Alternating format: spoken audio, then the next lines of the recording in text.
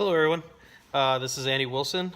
We have an assignment for week 3 where we are to talk about why we chose the career path that we're on, uh, also what inspires us to continue to go on when we face adversity, when we have successes, when we have failures, how do we kind of get through that and everything, and how we enjoy the journey from the readings that we did. And all I can say is, I'm blessed to have such a long baseball career with college and then professional baseball to just go through so many different things, so many different adversities, and just a higher level of play and everything.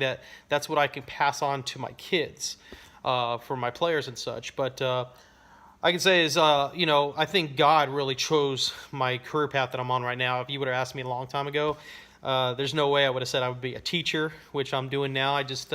I'm wrapping up my 8th year of teaching, and I really enjoy doing that.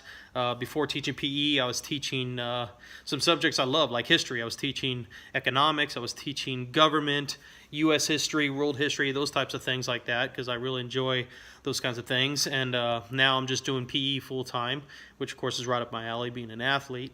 But that career path wasn't one that I particularly was looking for. I majored in business management in college, and I thought I'd be into sports. When sports was over, I was going into the business side of it and everything. But I can tell you, I kind of got burned out of baseball as far as just the business side of it, from a professional, standpoint and everything like that. It is kind of about money and things of that nature. So I didn't like how kind of things were run. So I was looking elsewhere to what I was going to do after baseball and such. And just turned out my wife's a teacher, her parents are teachers, so I kind of married into a family of teachers.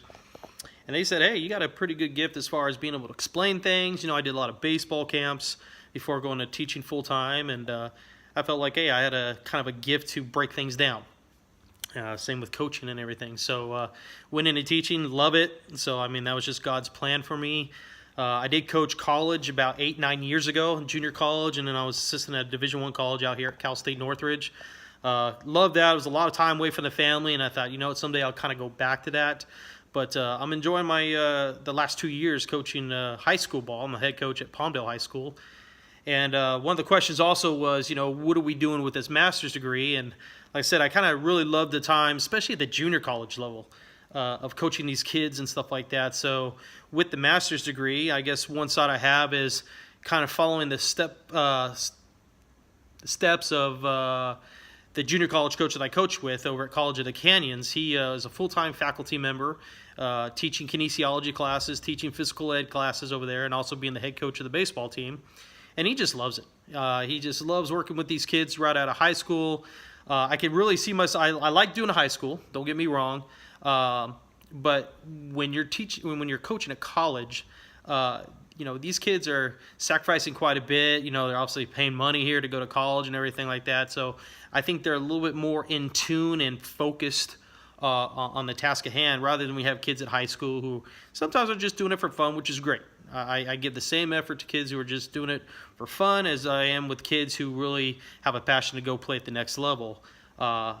In college, though, you're putting a lot of time and effort on the field, practicing every day for hours at a time, and you're going to have kids that, are die-hard baseball guys who are going out there and giving it their all, especially at junior college level, because they want to move on to the next level, or they even have a chance of getting drafted. So, I can kind of really see myself following those footsteps and teaching kinesiology or teaching PE full-time at a junior college, and also coaching. So that's what I'm kind of hoping this master's degree does. In the meantime, I'm learning quite a bit, both in the classroom, teaching PE, and also as a coach.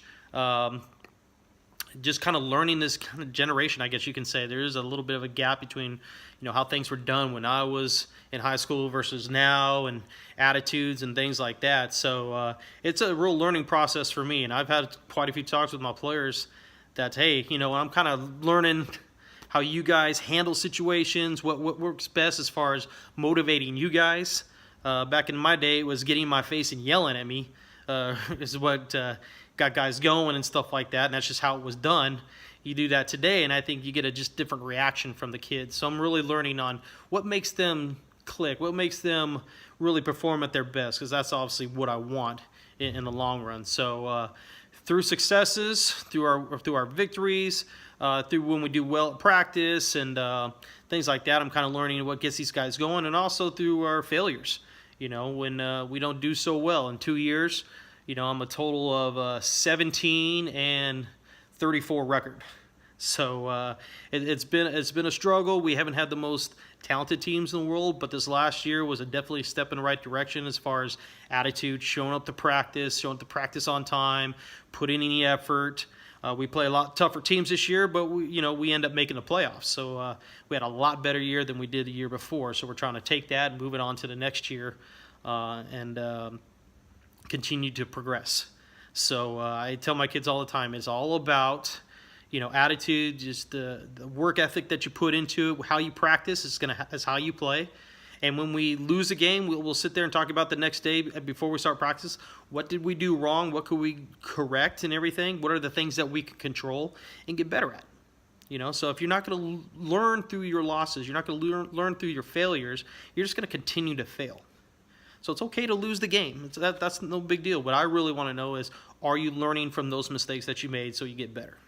So that's kind of more of my philosophy, controlling what you can control at practice and on the field. And hopefully, it turns into some real successful times in the coming year. And with this master's degree, and Lord willing, if that's his plan, then I can take this master's degree and then take it to the next level in college. Talk to you guys later.